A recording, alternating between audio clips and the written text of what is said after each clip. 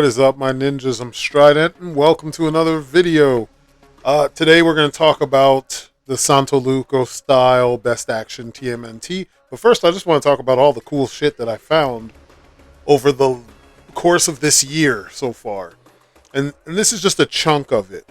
And there's a couple things mixed in there from last year. But man, I got a lot of stuff that I'm probably going to be doing reviews about, probably into next year, possibly.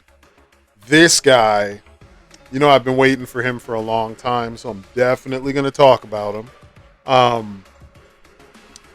There's some others in the background, like Doc, pretty cool. I don't know that I'm going to do a big video just on him, but Tommy Lee Jones is Two-Face, the Man of War. This guy, Kensei, the Nameless One. And then the Leonardo from Last Ronin. I love it. This Spawn, this manga Spawn. I've been waiting for him. I got him on sale, actually. And then, of course, that Flash and Robin you see over there. But the big one has to be Operation Monster Force. I went ham on this line. I got every figure so far. And, I got a bunch of the army builders so that I can have troops to fight. Van Helsing, dope ass figure. Dracula, dope ass figure.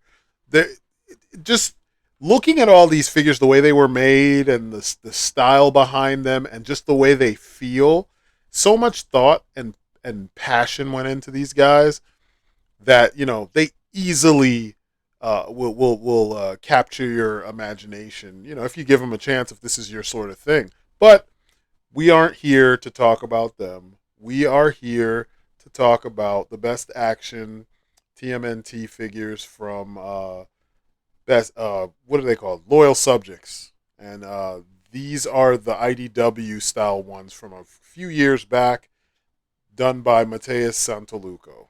So let's knuckle up and jump right into it.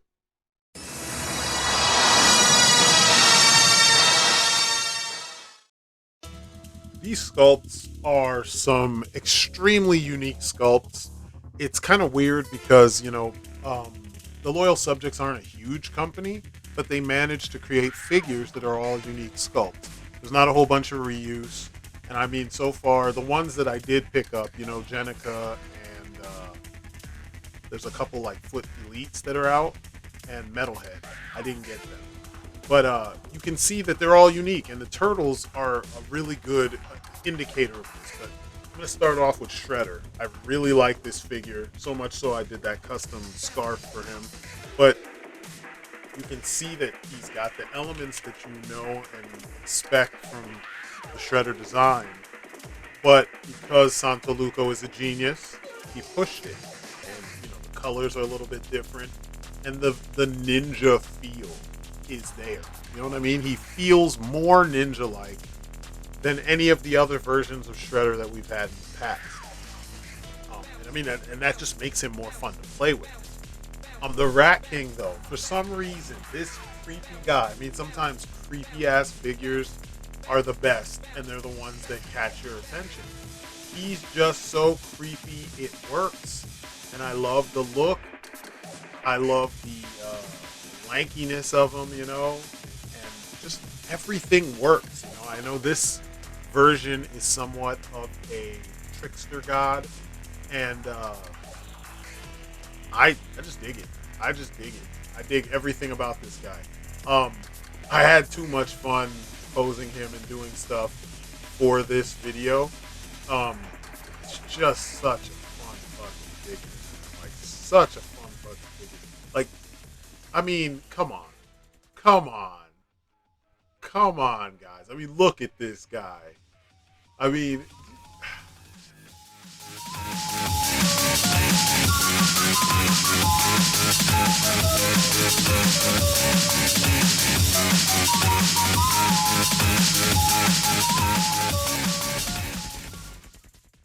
And that brings us to Alopex. Alopex is actually pretty dope too.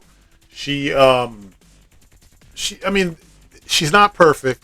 She's probably a furry's wet dream, but I liked her character in the comic, and she's posable enough so you can pull off some of the things that she did. She is missing some articulation. I would allow her to kind of rear up the way she would do when she's fighting and running around on all fours. But yeah, Turtles, Raph, big ass frame. He's still got most of the posability that everybody else has. I like it. Getting those Psy into his hands like that is a pain in the ass. I might just leave the Psy in those. I don't know. I don't know. Because he only has one set of Psy, so that would be Leonardo, my boy. Um, no problems here. No problems here. The sculpt is on point. He's got that lean look. Um, the bracers on his arms, and he doesn't have the pads on the back of his knuckles like he does in the comic. Well, many of the comics, but he looks the part. I need to get Dark Leo. Call that a day. So I love it.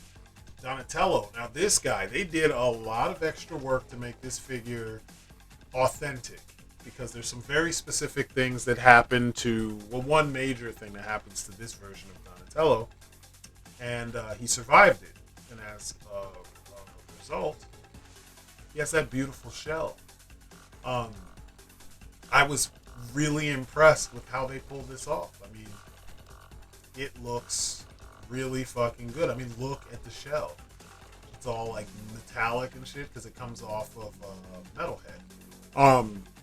I really dig Michelangelo. I do have all of them in their like fight ready faces with them kind of yelling or gritting their teeth or whatever, but you can see the attitude and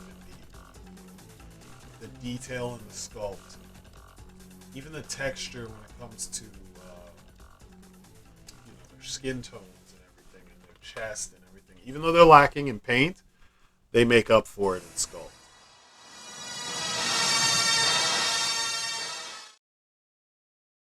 Now, no modern Ninja Turtle release would be any good without accessories, because these guys have so much history that the accessories tell a story all by themselves.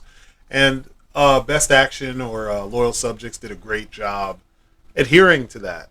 I'm going to start with the bad guys because there's only 3 of them, and they don't really have the sheer breadth of weapons and accessories that the Turtles have. But Shredder, with his big old sword, his katana sword, it looks great. It looks great.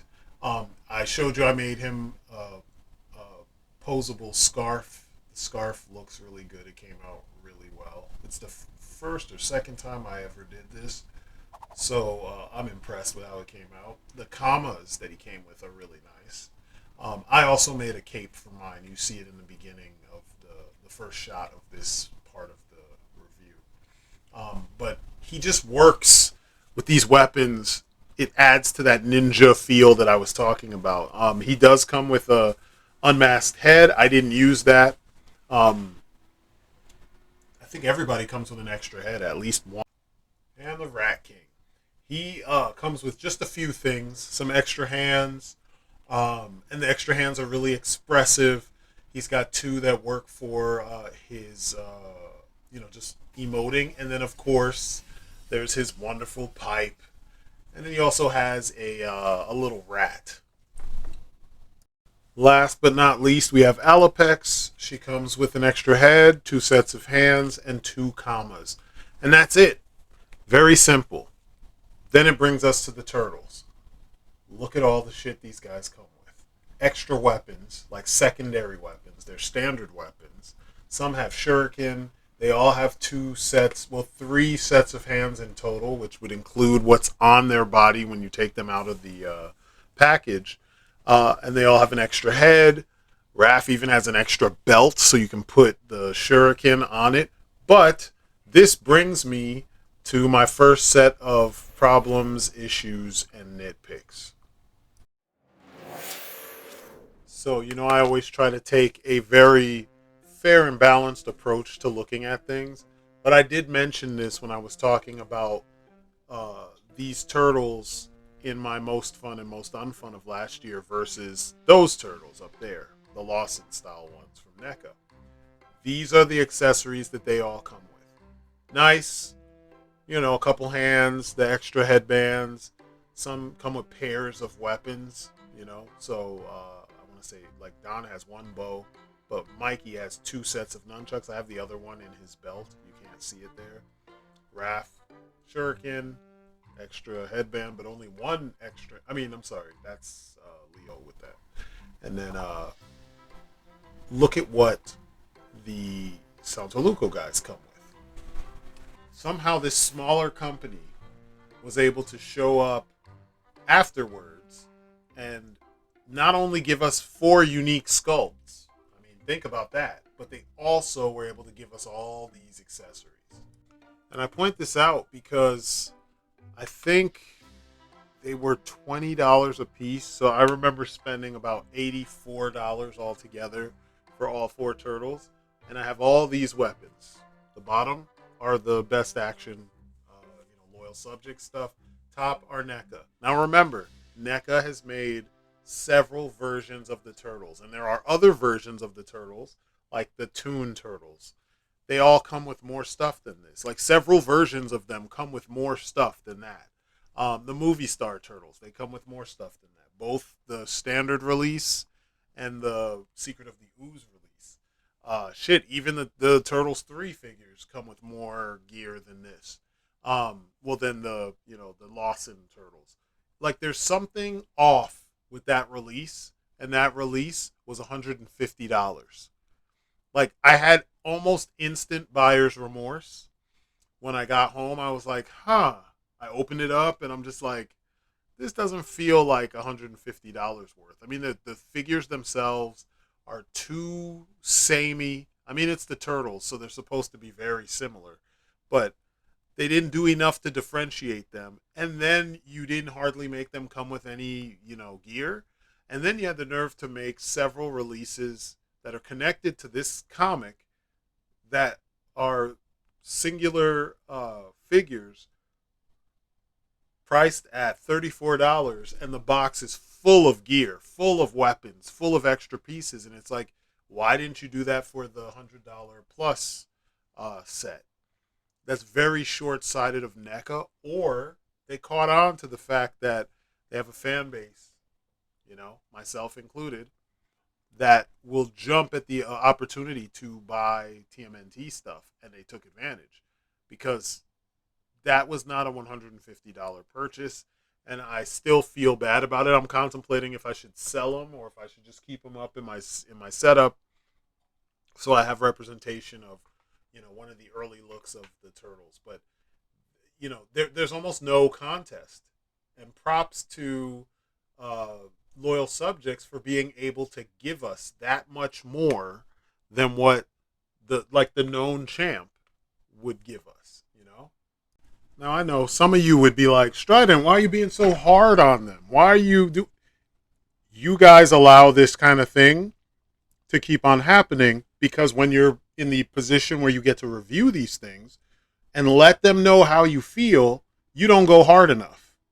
Instead, you just take it because it's Ninja Turtles and you like Ninja Turtles.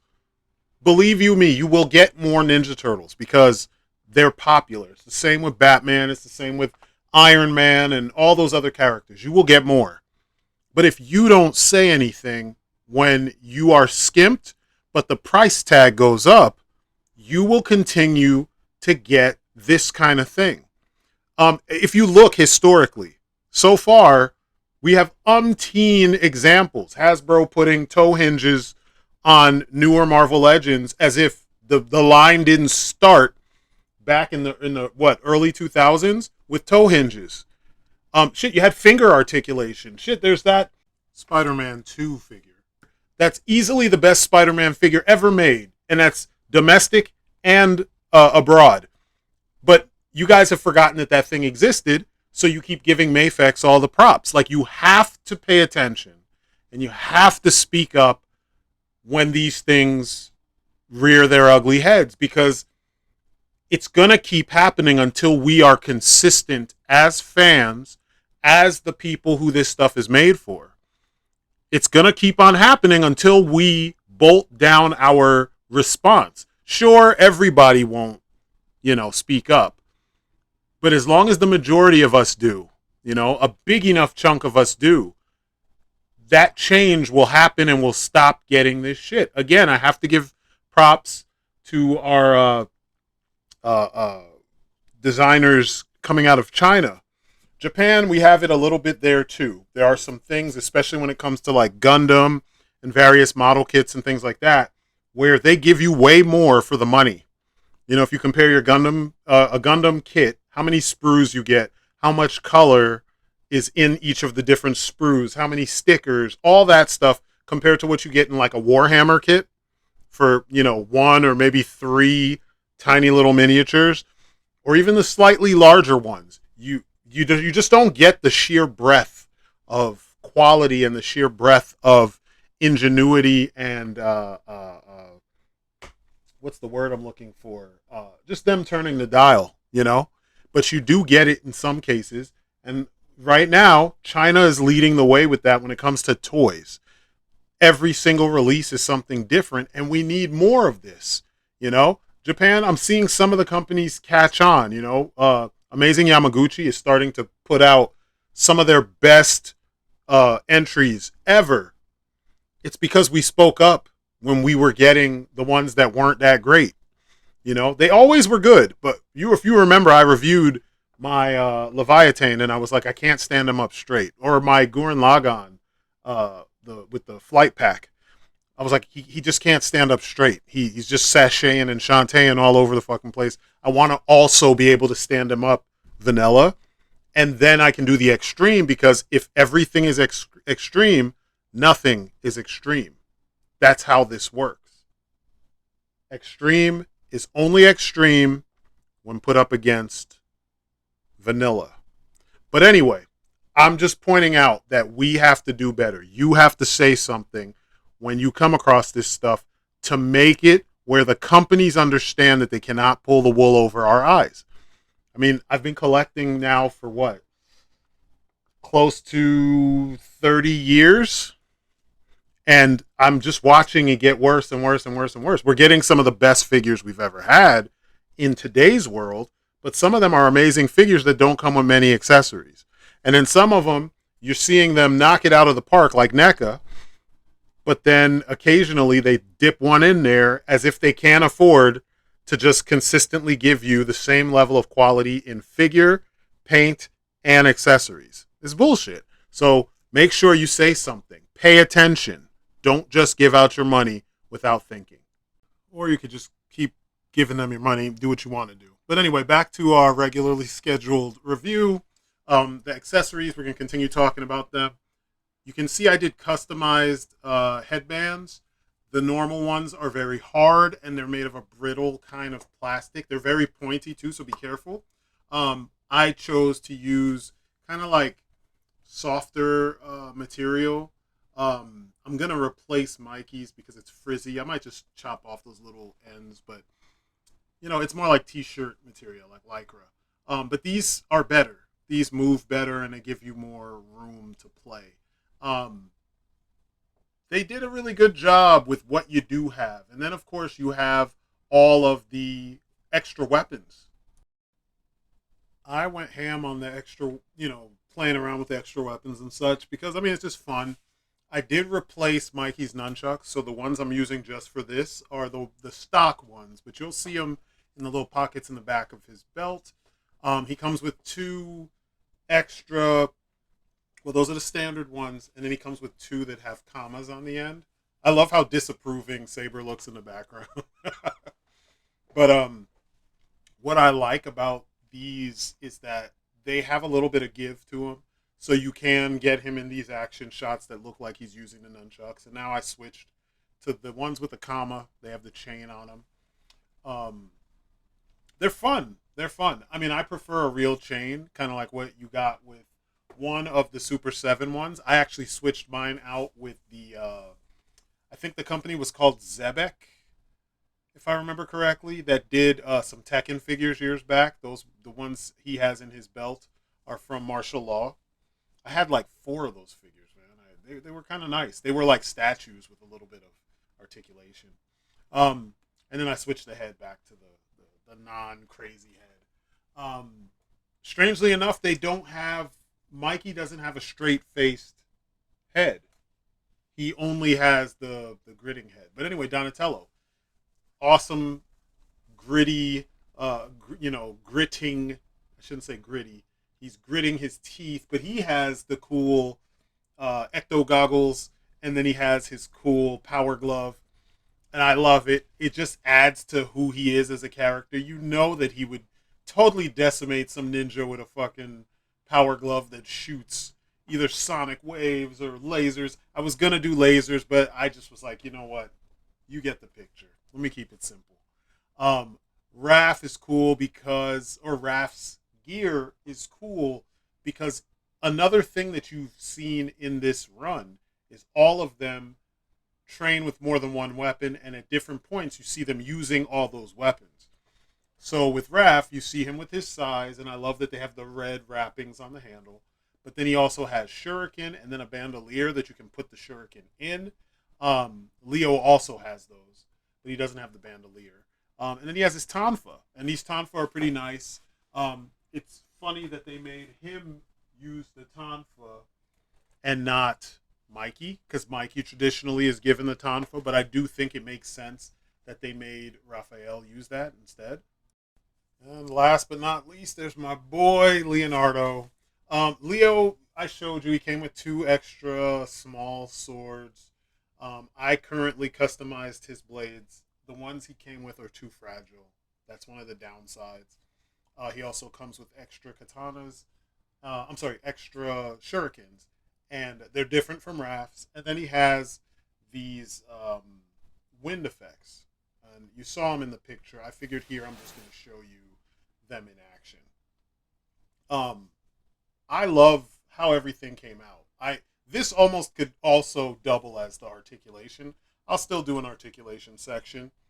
But overall, with their accessories, you really get to make them feel like the Turtles. You know what I mean? Like they feel very cinematic, as you can see here. And the sky's the limit with what you want to do with them, and the accessories help kind of make that happen. You know what I'm saying? So yeah, win-win here.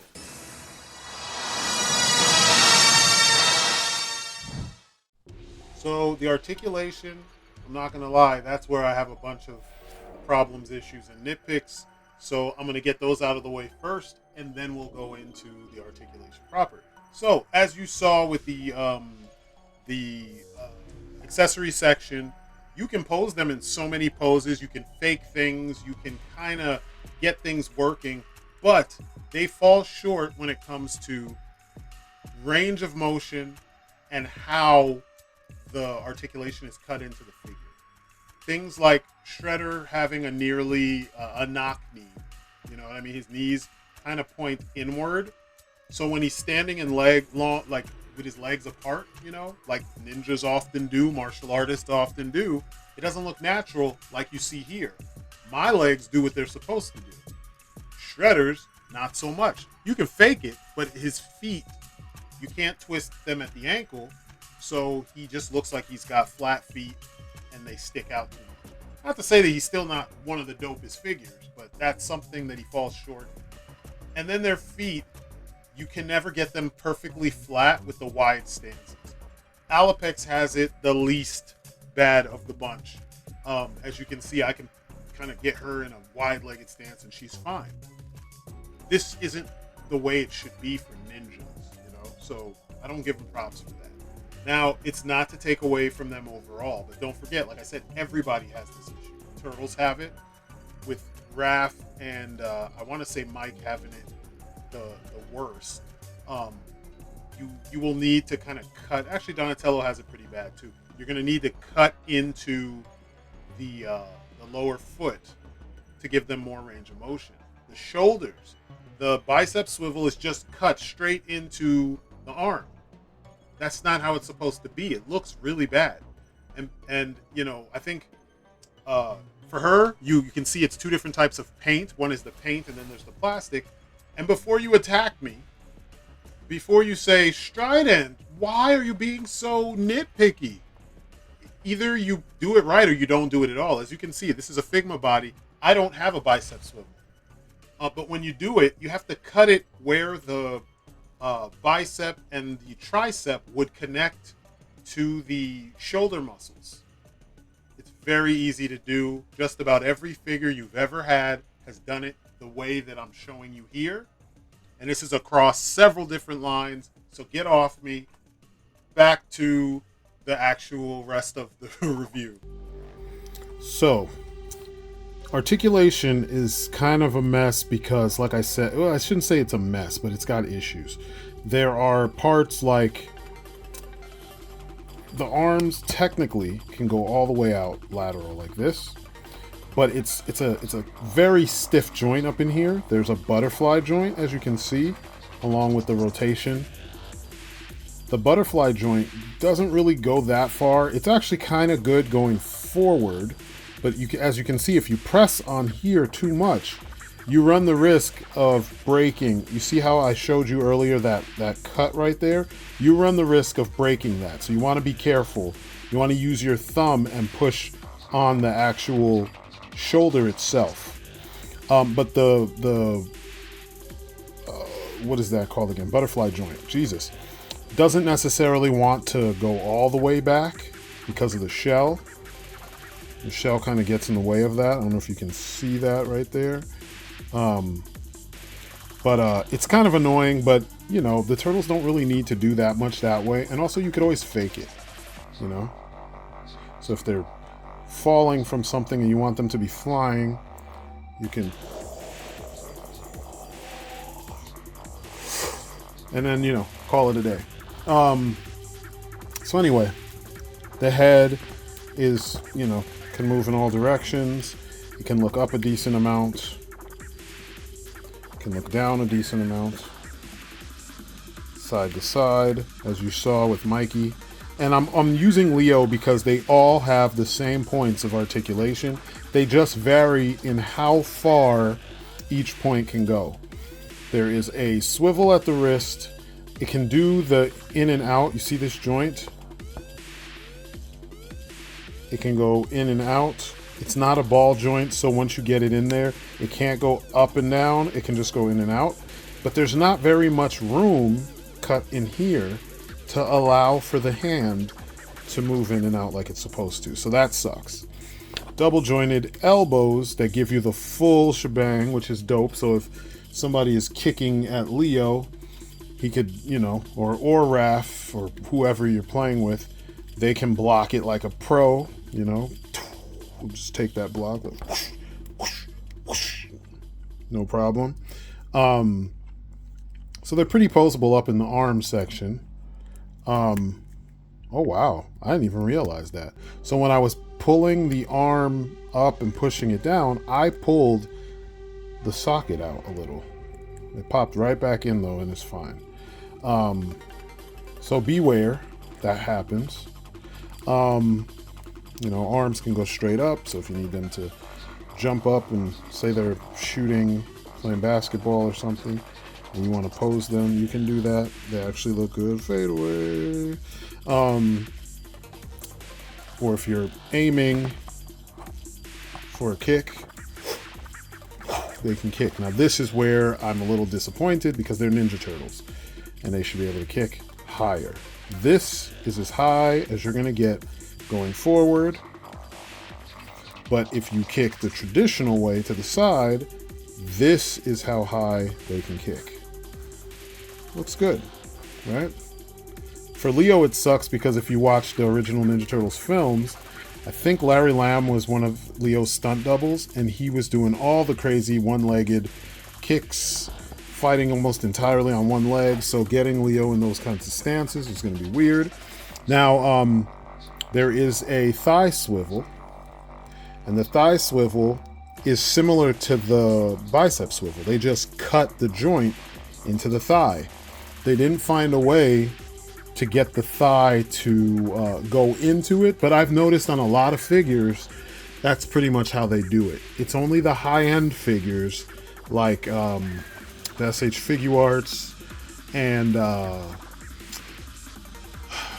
who's another company that does it right? The foreign figures.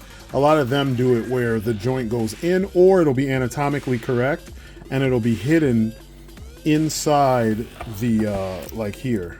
I mean, he wouldn't be doing kung fu kicks, but just for the sake of my point, you see how they sculpted the thigh to go around the ball joint that's the rest of his leg, so that you get something a little bit more, a prettier joint, and I like that. So yeah, that's kind of a bummer when it comes to where they cut that in. They have double jointed knees that go about that much. Can't really do much more than that. It looks good though. There's no ankle anything. So nothing. The swivel is in the thigh, not in the ankle. But then they have this, like, I think it's a ball jointed foot. It kind of looks like it's the standard swivel that you have in like Marvel Legends. It's just that the way that they did this, it's too high up, or maybe it's too deep in there, and there's not enough room for a wider proper stance. Like, it needed to be further forward, and you needed to have more back here, like you do on just about every other fucking figure that comes out. So, I'm not dissing them, but it is where they fall short. They should have kind of looked at what everyone else is doing when it comes to these things, the articulation, and they should have imitated a lot of things. Now, I don't know if they fix these things on Dark Leo and, Jenica going forward, but I would hope they do. But you'll see, like, when you try to pose them in something like this, right? The pose would be like that with their legs apart, and this foot should be facing us like this, and this foot should be facing away like it is. But as it stands, they got duck feet, and they flip out like that. It shouldn't look like that. It should be, because they can't even support themselves. And because you can't, there's no articulation at the ankle, you can't turn this so that the foot can face the right way, and then you can use the swivel appropriately. What you end up having to do is you end up having to balance them somewhat on that other foot. I'm not a fan of that, So, it's one of those things you're going to have to kind of take it with a grain of salt. It doesn't really stop you from playing with the figure, So if you want to play with these guys, you have all the ability to do so, But if you collect high-end stuff, like say you have the Super 7 turtles, or if you have the some of the NECA turtles, you'll kind of find issues here. I mean, I'll use the last Ronin Leo as an example. Look at where his foot, look at theirs, and look at his. God, it's so dark, I'm sorry. We'll do it this way. So look at his and theirs. It doesn't make sense. Like, this is as far as theirs goes, and look at how his goes. And his can go farther than that. Shame. Like, if he's standing with a wide-legged stance, or if you're trying to get him to stand in a, like, somewhat ninja-ish pose, not only does he have all the articulation that the fancier figures have, but he can do the deep bends that are necessary to get the pose off. You see what I'm saying? So, like, this is what it should look like, not like this, where his foot can't be flat. You always need the foot to be able to land flat. So, there are a couple people out there. Leo Legendary is one that he did some modifications on his. You might want to go watch his video and see if he explains it well. I can't remember if he explains it really well.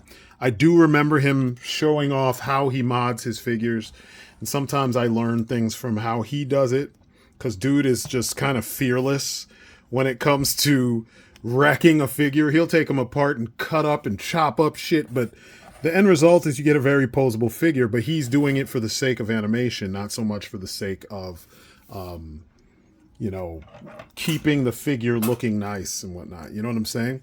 So yeah, that is their articulation. I want to say it's exactly the same on Shredder. Yeah, it's the same on everybody else.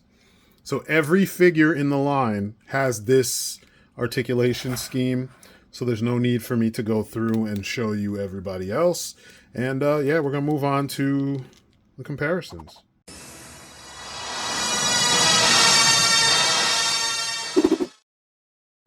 So, comparisons.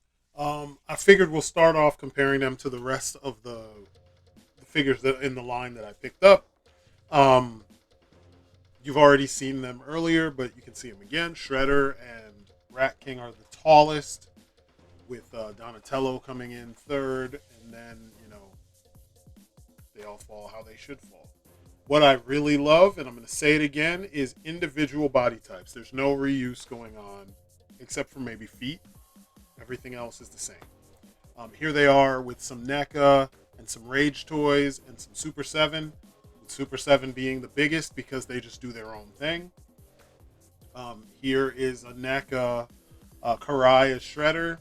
I liked some of these comic book ones because you can put them in situations with any other set of turtles, and the fact that they have the stark black lines on them don't always throw them off, because the design is so cohesive. I mean, look at that looks right, that's the April, the first version. I don't have the other version with the longer neck. I might pick her up at some point. And just for shiggles, I figured I'd throw in cartoon Bebop and Rocksteady and Krang, not Shredder, because you need to put a badass Shredder with them, not the cartoon goofy Shredder. And I figured Bebop and Rocksteady, depending on, if we ever get the Santolouco versions, those ones they can be badass. And then here's the classic Android Krang with the standard Krang in the belly. He's huge. And then, of course, Master Splinter. Now, I use this Splinter with them because, again, despite having the animation lines, it doesn't stand out enough that, like, when you have the lighting, as I do, it makes him look weird, Just put them together. I have a bunch of other Splinters, but that one looks really good. Now, I put these guys together because previously my favorites were these turtles, the ones from 2010 that were kind of small and short, but they weren't on model. Now, I like the elements that carried over to Santolouco's style, the IDW ones, and they've become probably my favorites, But yeah, there's your comparison, so you can see how they all work. And now for the bottom line. I love this part. Pretty much, these guys are made of wind. It's very simple. Buy them. Unless you hated the IDW run. I have a love-hate relationship with it. I love the designs. I love the first half. I love the secret origin of the Foot Clan. I love all that shit. It's when Sophie Campbell and them started going off the rails that I just started to not feel Mutant Town and all that shit. No, thank you. But these figures, for all the things they do wrong, they do a lot right. And they're the right price. You get a lot of accessories. Buy them. They're awesome. Story over. That's it for me. You've been great. Peace outside. I mean, it sounds funny. I could just end it there. It sounds funny when I'm saying it like this, but everything that you need to kind of reconnect with the Turtles, if you grew up with them like we did, I'm talking like the original one from the 80s and the 90s, it's kind of here. You know what I mean? Like, the figures themselves are $20, so they're about in line with what most figures cost. They're not beating you over the head with price. You get so much in the package that you can't really complain. So it's 100% worth it. The figures come out at a steady clip, so you're not like right now. There's probably 4 other figures that I didn't pick up. There's Jenica, there's the Foot Elite, there's Dark Leo, and there's Metalhead, who comes in a 2-pack. And right now, that's it.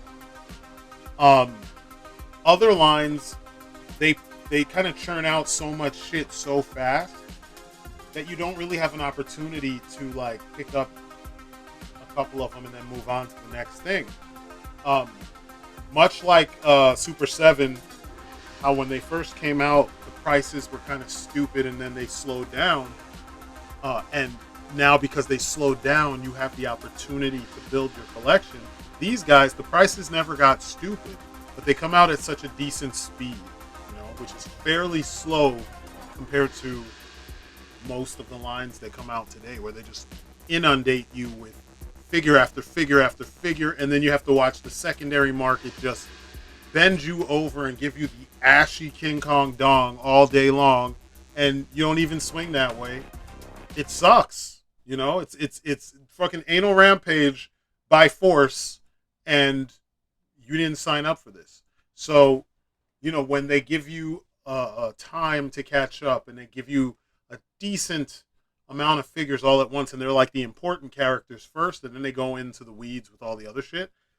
I mean, you can't complain. They have, I think, a Raph and Donatello. Oh no, Raph and Leo that come with motorcycles and like bike helmets and shit. You don't have to get those, but if you see them and you don't see the individual ones, then you get these awesome figures with all their accessories plus a bike. No, don't complain. I would just get it.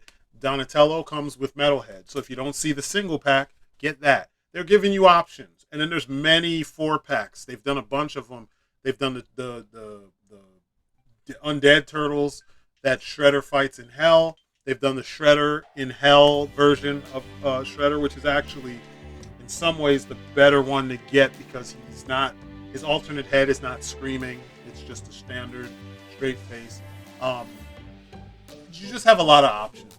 So anyway, long story short, these are worth every penny, even with their shortcomings. I bought 2 Leos because I knew I was going to play with one until he probably was worn the fuck out. They're just so much fun to play with. So, they're affordable. So I can't stress enough how much these guys are worth the money. And they will be fun and easy to pick up and play with, and with some light customization. Remember, you never should.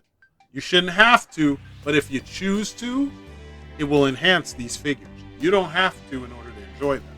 I did it because there's things I wanted to enjoy with these figures that, some of the stuff, the way they are stock, was not enough. But that's going to do it for me. This has been my look at the Best Action TMNT, IDW TMNT by the Loyal Subjects. These are done in the Santolouco style. If you like that book, you love these figures, that's it for me. Actually, I'm sorry. That's my story, and I'm sticking to it. That's it for me. You guys have been great. Peace outside.